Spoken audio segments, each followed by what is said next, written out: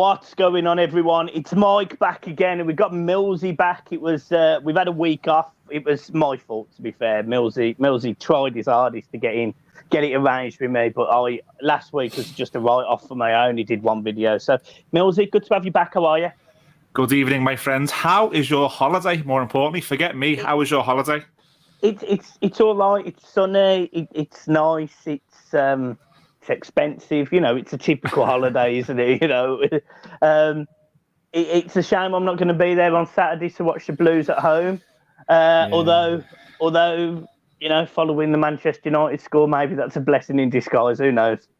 Possibly. I thought I'd get in the holiday spirit, so just to join you on this, I've got a nice cold beer in the holiday spirit.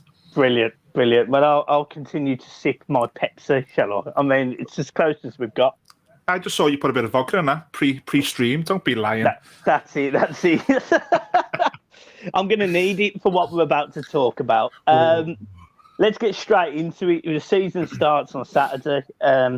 If you were told at the start of this transfer window that at the start of the season that you were going to have no Ancelotti, James Rodriguez potentially doesn't want to be at the club. Yeah. We haven't sold Moise Kean. We've only spent £1.6 million. What would your thoughts be going into this season right now?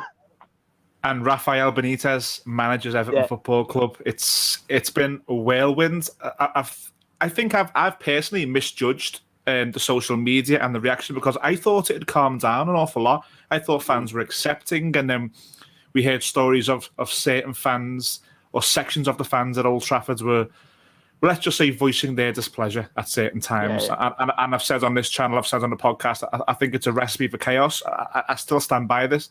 I think this pre-season is a recipe for chaos. I think it can, and I hate to be the voice of doom and the voice of negativity. I think it's got all the ingredients to possibly go horribly wrong. Let's just hope we're looking at these 6 games or 6 or 7 games, which some fans are saying are favourable. Let's just hope that we're catching up in 6-7 weeks' time and saying, good God, that's a solid team. That team can nick a goal. We're in the top 4. Let's spin it and hope it can be positive. But to be honest with you, I don't feel very positive at this moment in time. I know it's only pre-season, and I hate to be a reactionary person, but football fans and podcast and YouTube channels, we react to what we see. Saturday scared the life out of me. It really did. I watched it on MUTV, and Ben Thornley was the commentator, and he said at the end of the game that he'd spoken to Solskjaer in the week, who was excited by his stay and test, and he thought Ollie would be so disappointed in Everton Football Club because of what we brought to the table on Saturday. It was kicking a team when they were down, but I couldn't disagree. And the fact that we had fans there, and you've got a manager and a coaching staff who are walking into the season with their backs half against the wall already. There's a number of absolute bottlers in there who are going to get the 5th and 6th chance. Nothing has changed with a lot of those players. I hate to sound, like I just said, Mr. Negative. I really hope we can ship a few of those out because, like I said, it's a recipe for chaos. It can go so wrong this season if we allow it to. We in my mind, we have to somehow get rid of some of these. You know, Iwobi, for example, he's one that you know Atlanta have been linked with him. It's whether that's true or not. We've been linked today with a player called I think it's Butter or Beta for £1 million as a right back solution. We've got players potentially like Moise Kean and James Rodriguez who don't appear to want to be at the club. I think James has probably, he's been sold something by a former manager who has probably let him down a little bit by just going. And he said as much, hasn't he, on his Twitch stream? Yeah. He said as much by saying, look, I came last year for Carlo, and now Carlo's not here. I think James Rodriguez, I think it's been a shop window. I think it's been a lot of marketing, going to America, hold the shirt up and do all that. I think 45 minutes on Saturday at Old Trafford was a shop window. Unless we're very, very short going into Saturday, and by short I mean no strikers, I don't think we'll see him again. I really don't. Maybe he'll be on the bench because there's 9 subs now. I think the club are actively trying to push him out the door.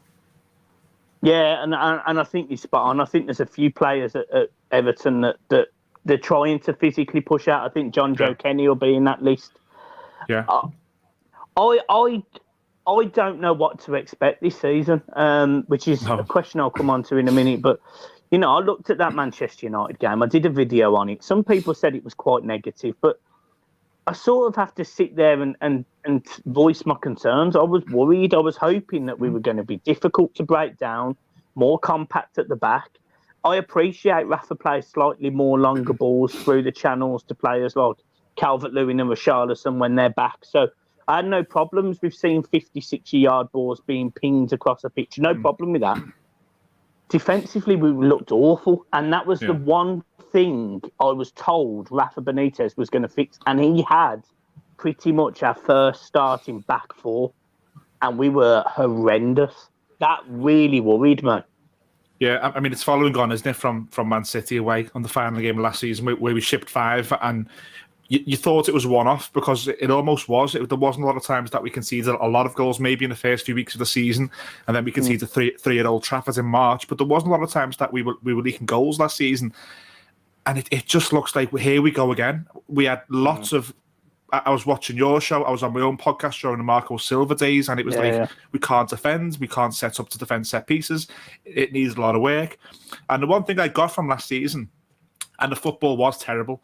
But the one thing I got is I didn't think we were ever vulnerable at conceding goals. Yeah. I always thought as long as we can get up the pitch with James and with Richarlison, we've always got a chance. That was evident in the Wolves game that I went to in May, where both teams were terrible, but we just had a really good striker who could get on the ends of a corner and score a goal for us. It's that Saturday is really scary. I agree with you. The best word that you've used there was scared by it. I looked at it and thought, good God, why is Luca Dean, Mark and Harry Maguire? Why are we not trying to not concede set pieces? We've conceded set pieces willy-nilly. Even the goal, the Fernandes free kick, just so silly. There was no sort of awareness of how dangerous this team are going to be. Should we not let them get near our box? I just hope it's something that is a one-off because the pre-season hasn't been the best, but the results have been okay. Let's just hope that this isn't going to be a sign of what's to come because I don't know who on earth set that game up. But now you've gone to Old Trafford. There's going to be players who the confidence is shot with a week to go. There's going to be the manager who's no doubt heard, whether it's a minority or not, I'm sure he's heard the reaction from the away fans. Who on earth set that game up? Because there was no positive at all in going to Old Trafford a week before the season. None whatsoever. I absolutely agree with you. And I was going to come on to it because if you think about it, you've got an ex-Liverpool manager. You've got Everton fan base, which is very much disjointed, probably over the appointment of Rafa. Absolutely. You've got a Manchester United crowd who clearly aren't going to like Rafa. And if thrown in there a massive bad result, it's literally it's sent Everton from being fairly happy with what happened in the Florida Cup and 2 decent performances. Yes, one was a draw, but we won on penalties, whatever. But we played in the heat. It was a good performance. We saw some decent things from Townsend and Mari Gray. And we went to Old Trafford and fundamentally we rolled over and had our belly tickled. Like we were dog shit. We're not good enough to go to Old Trafford and win in the Premier League. Never mind when there's nothing on the line in pre-season. Half of those players don't give a crap when there's something on the line. I've said to you on this show again, I'd hate for that gang of players to go into an FA Cup semi-final or a game that Everton Football Club had to win. Heaven forbid, and I'm talking have to win. I would not put half of those players out there. So when there's nothing on the line, they're going to lie down and get their belly tickled. I mean, I don't know, like I've just said there, I don't know who on earth arranged that game, but it's now caused us to go into the first game of the season at Goodison Park with a full crowd, and a lot of fans are now disillusioned already. The Premier League hasn't even begun. We've just watched Everton get battered. There's a lot of fans, and I'm not one to ever say Everton fans are right or wrong. Everyone is entitled to their opinions, but you've now got a section of fans saying, I told you so, and they're waiting. They're baying for blood, and if we go 1-0 or, heaven forbid, 2-0 down on Saturday, that ground is going to be toxic, and a lot of it will come from getting battered on Saturday at Old Trafford. Yeah, agreed.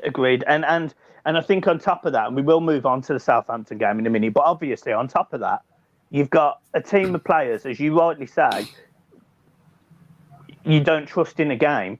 No. Worst case scenario this season, because there is people who are panicking horrendously about this season. But it's really funny because I've got some people on the podcast, and yesterday's comments spoke volumes.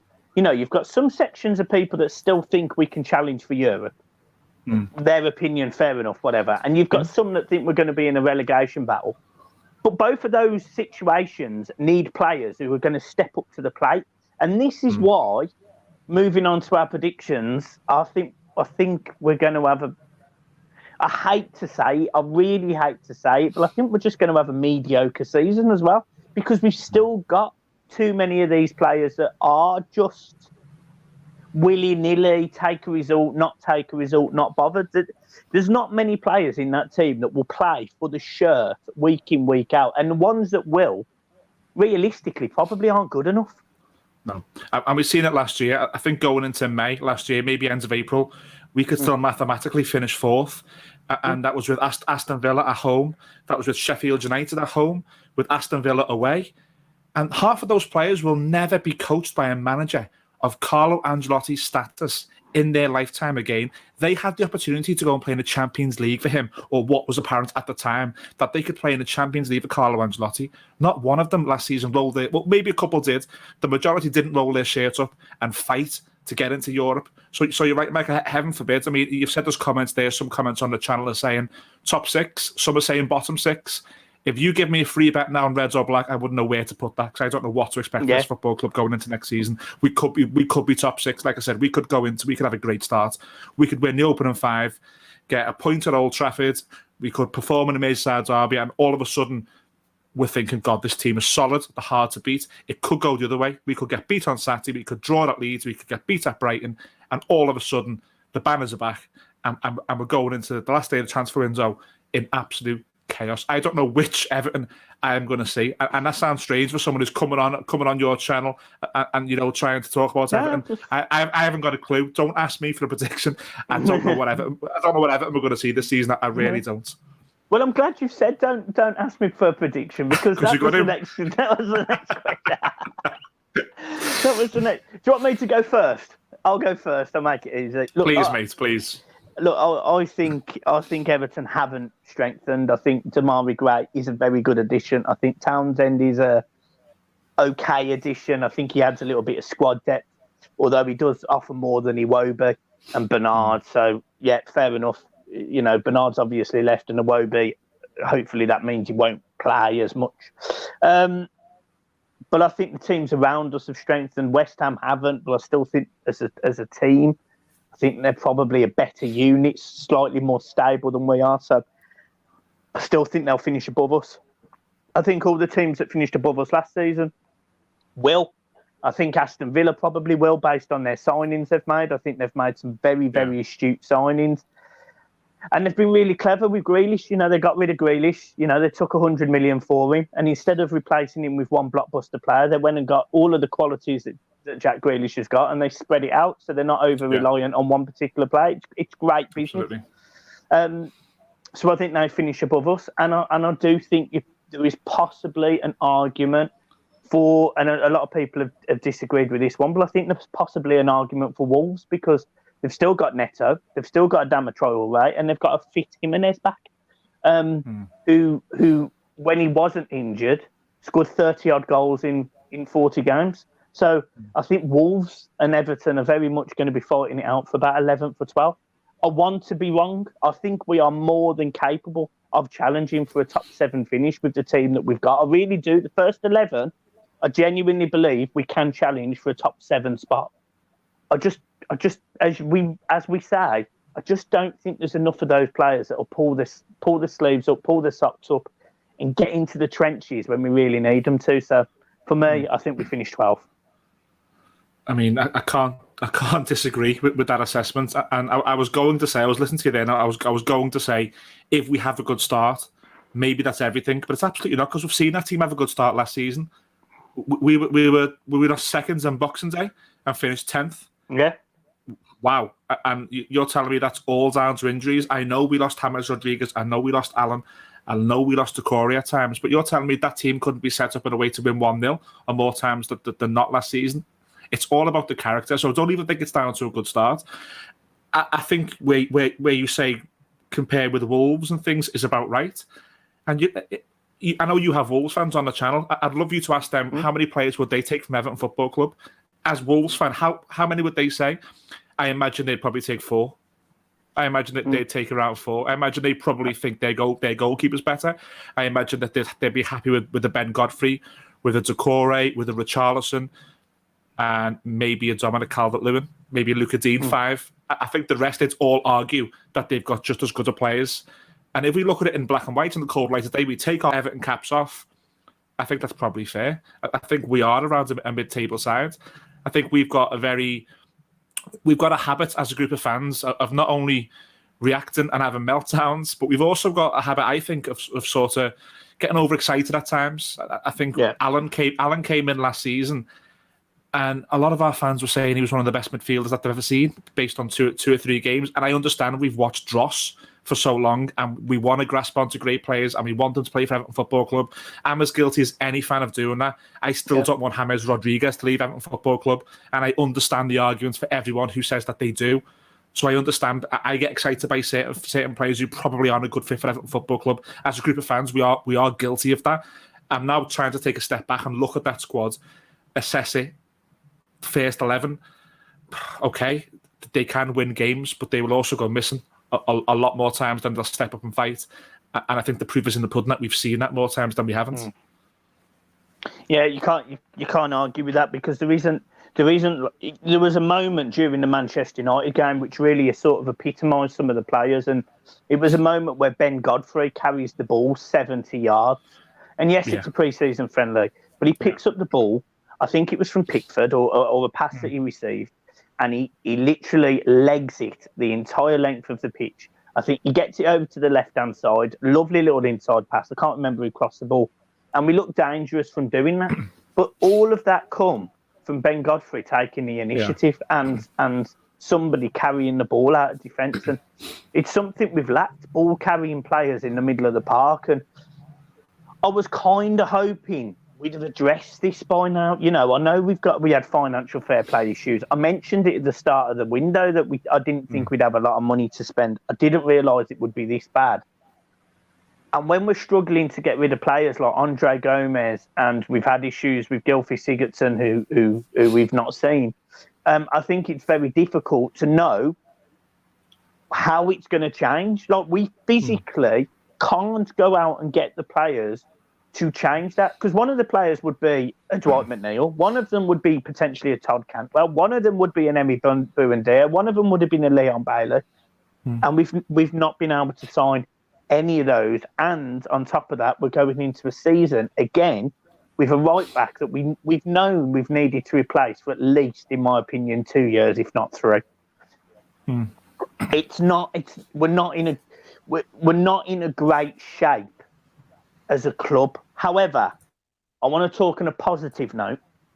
Yesterday or today, Bramley Moore, the picture come out with broken ground. So that is definitely happening. And that's something for us all to be positive as Blues, that we are, at the very least, as a football club as a whole, stepping in the right direction. It has to be a game changer. It has to be, because we can't go into that stadium on the first pre-season or even a year or two into that ground where we're talking about we've got overpaid players who don't care. That has to be a game changer. If someone says to me now, Millsy, when you're in your 40s, it's going to be a lot better to take this crap now, absolutely, I would trust that process. But I can't trust the process at the moment, because for everything good that the football club is doing off the pitch, Everton in the community are one of the best things I've ever seen in my life. I live in the city and I see it all the time. What they do during the pandemic, they were calling vulnerable people. They were doing shopping. All the things they do is fantastic. What we're doing off the pitch with the ground is something that we as fans have seen fail and fail and fail. And this board and this guy and whoever he's backed by has got the spade in the ground. What somehow isn't happening is on the pitch now. So yes, Bramley Moore is really exciting. It's got to be a game changer. But I'm just so scared of getting there now in this next 3 years, because I think they brought Rafa in to be a safe pair of hands, to say, okay, this group of players lacks pace, it lacks heart, it lacks certain things. We haven't got the money to replace it. Can you win 10 games 1-0 next season, and can we be safe under you? I think that's a lot of the thinking in getting him in. And then next season, if we free some money in, okay, we can now buy pace. Can you maybe get us into the Conference League in Europe? And I think they're looking at it that way with Rafa.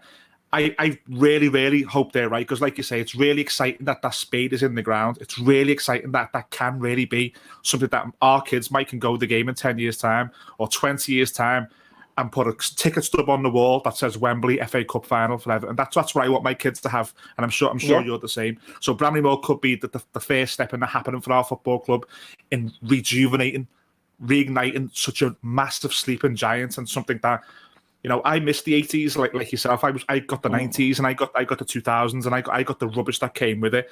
I'd hate for my little boy now to see what I've seen, because as much as I love supporting Everton Football Club, as much as it's so I'm passionate about it, it can be so underwhelming at times, and I don't want that for him. It's got to be a game changer. But the scary thing for me, Mike, is despite it being a game changer, is the period we're in now and getting to that place for me. Last question I'm going to ask, because obviously this time next week when we speak again, hopefully we've come off the back of twatting Southampton 3-0 and we're both really positive, jumping through the wall. But if we have a bad start, how long is it going to take for Rafa to potentially be seriously under the cosh, do you think? Look, genuinely, for me, for example, I do give him the season. I'm one of these that, as long as we're not going down under him, he can have the season, because he's had a very difficult summer. So he's fine, he gets that. He's had the turmoil to deal with, he gets it. But there's going to be a lot of people that, if Everton aren't in the top 8 come December, for example, or he has a really bad start to the season and he does lose at Leeds, does lose at Brighton, gets a draw at home at Southampton, doesn't beat Burnley at home, where's he going? What's happening? Oh, that's where the people who get paid a lot more money than me and you are able to make that assessment. And I think a lot of it comes down to how good or how bad the performances are, opposed to the results. Because we've seen Ronald Koeman hanging on. There was memes of Ronald Koeman looking like Phil Mitchell for weeks. He was hanging on. And it wasn't until Arsenal came and battered us, was it 5-2 at Goodison? I think 5-2 or 6-2 at Goodison, that they said, now the performance is unacceptable, you have to go. Marco Silva, I was at the Norwich game and Norwich beat us 2-0. And it was awful. The end of that game was dire. And I was waiting all week for him to be sacked. And he came out on Friday at Finch Farm and on a press conference. And I thought, good God, what are you not seeing that I'm not seeing? It wasn't until Anfield 5-2, where again the performance was unacceptable and he got the bullet. I think it's going to have to take that. I think this board want to believe in Rafa. Mashiri was on TalkSport talking to Jim White about how he's always listened to Evertonians and he wants a little bit of trust now from us in relation to it. I don't think if we finish 10th this season that's going to be something that Farhad Mashiri will say that's unacceptable and that you're going to get sacked. I think if we get to Christmas in January and we've had beatings, we've had 4 or 5-0 beatings, Merseyside derby has been horrible and the crowds have turned, I think that's the only way it will happen, because Farhad didn't listen to us when he really should have sacked Koeman before he did. Yep. He didn't listen to us when he should have really sacked Marco Silva before he did. He waited till it got really hostile and visibly really bad on the pitch, where it looked like the team were then saying, we're not being part of this. I think the boards have brought him in very, very brave, and I think they're going to try and stick with him as much as possible. I don't think it's going to be as easy as Evertonians just turn after 3-1-0s. And we want him out and the banners come back out. I think they will stick it out until it becomes visibly poor on the pitch. Because you can lose 1-0 and it's not a disaster. You can come off the pitch and go, that wasn't a free kick. We were unlucky there. When you get beat 5-2, 5-1, 6-0, that's when you say this is not working. But I wanted to just do the role reversal, if you didn't mind, Mike, and just ask you a question. That's what I was going to ask. Yeah, for me, we had a question on our podcast last night. A listener asked us about Marcel Brands. And is he blameless in where we are?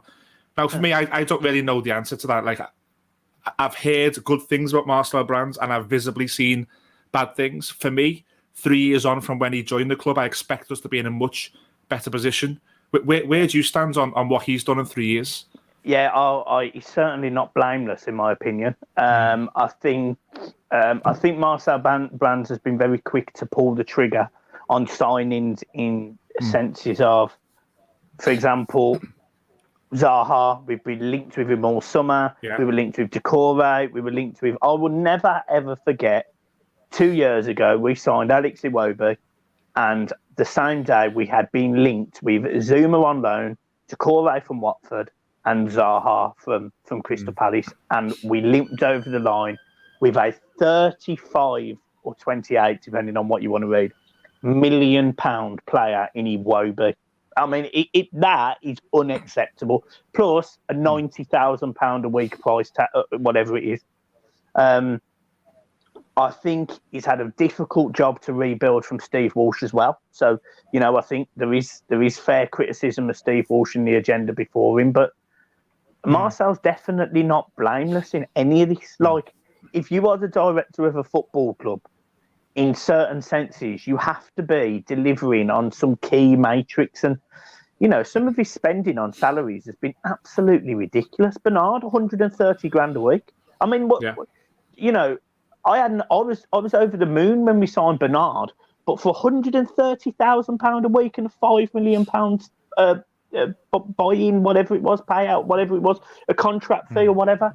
No, I'm not. I was against that. And, some of the signings, I think he let Marco Silva down massively in that summer transfer window. Yeah. I was very vocal about it because Marco Silva had actually finished the season incredibly well.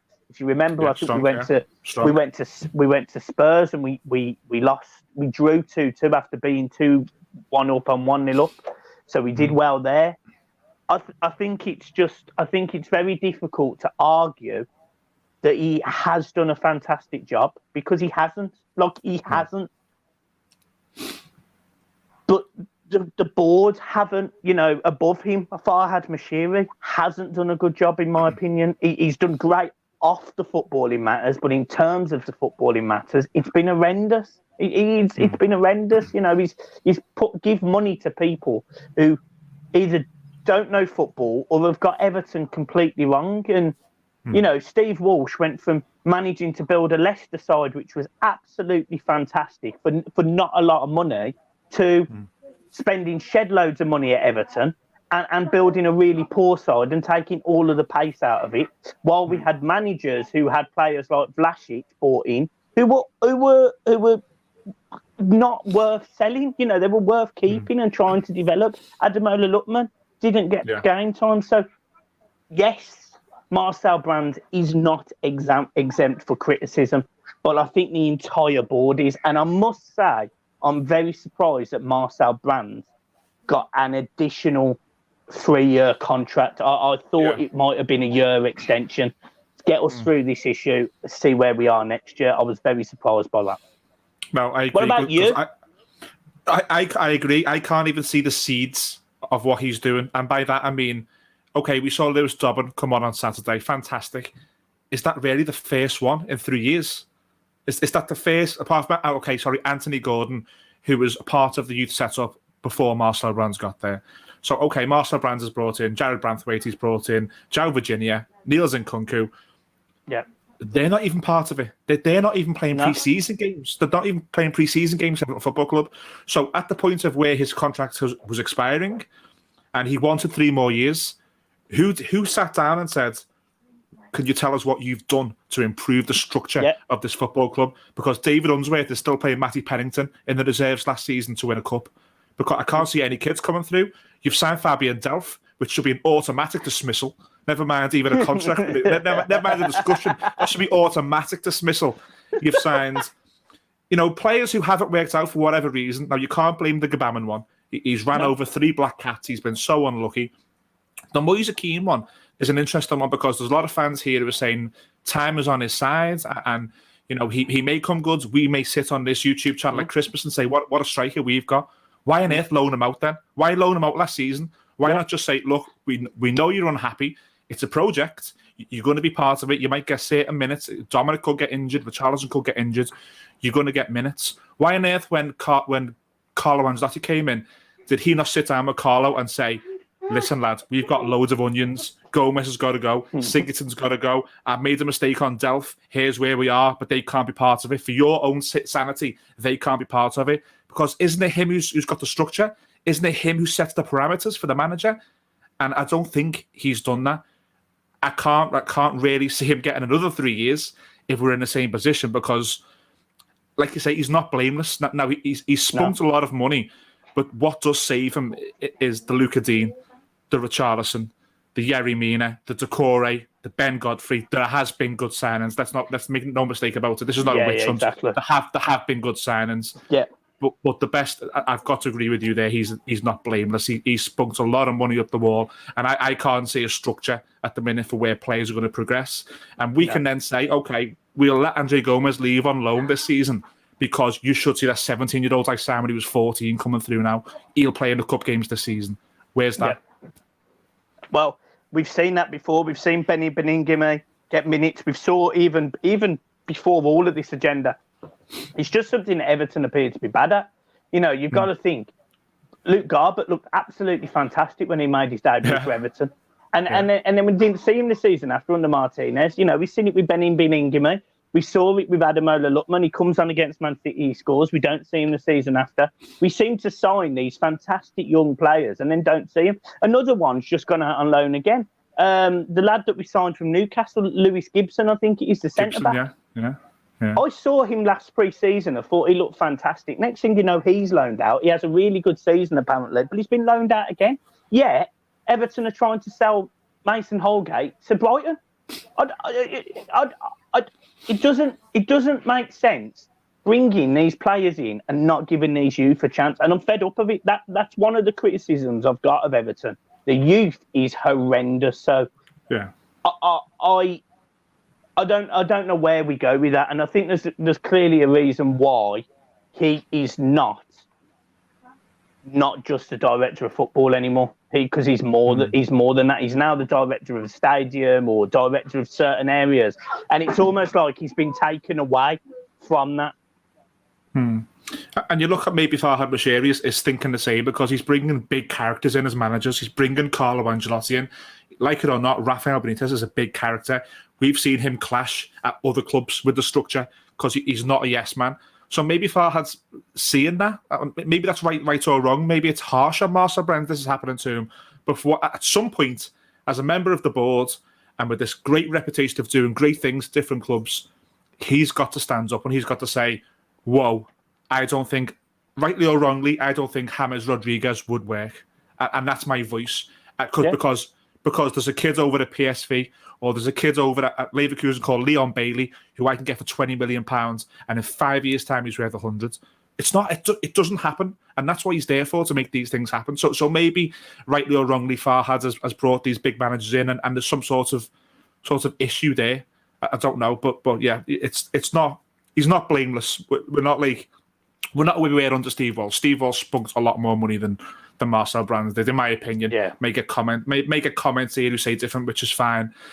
Just one more thing. I know you're on holiday, Mike. I just wanted to ask you one more thing because I seen a rumour today in the Express that if Harry Kane leaves Tottenham, they will look to get Dominic Calvert-Lewin. What would that kill us, or is that something that you think that we could get really good money for him? And we're in a position now where we need money. If someone said to me, "There's £100 million for Dominic Calvert-Lewin," what do we need more, Dominic Calvert-Lewin or £100 million? Well, I think your issue is, and I put the tweet out. I don't know if you've seen my tweet, and I said 10 weeks ago this was rumoured that Spurs would consider Dominic Calvert-Lewin as a replacement for Harry Kane, and I said at the time, there's no way Calvert-Lewin leaves Everton under Ancelotti, going in the right direction, to go to a Spurs that are going backwards. At the time they were managed by Ryan Mason. So there's no way he does that. I don't think you can say that now. I don't think you can say Everton are going forwards and Spurs are going backwards. So it's a different argument. I also don't think we get 100 million for him. I don't think he's the complete striker yet. I think we're probably looking at more 50, 60 million. And I think your issue you do have there is if we do sell him, where are our goals coming from? Because we only scored, I think Richarlison only scored 7. I think our midfield in total only scored 4. And then you've got Calvert-Lewin's 21 and Luca Dean chipping in with a few. If he goes for 60 million, you've got to know that you've got a replacement who definitely will hit the ground running. Otherwise, brutally honest, we could be fucked.